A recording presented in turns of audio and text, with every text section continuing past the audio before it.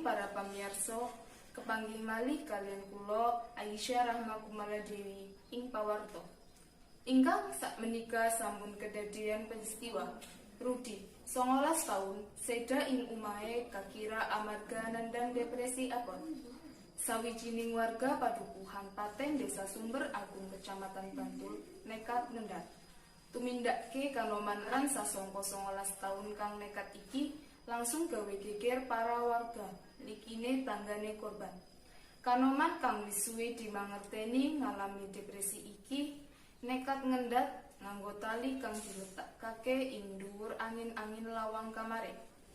Miturut saakehing seksi ing papan kedadian, korban wis makaping-kaping dirumat ing rumah sakit jiwa ing Pakem Sleman. Kanthi laku kang ditindakkake sasongko kasebut langsung dimangerteni dening bapakne.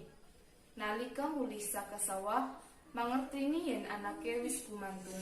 Bapakne korban langsung ngetop tali kang digunakake kanggo ngendhat. Kanthi pangucapan supaya anake isi katulungan.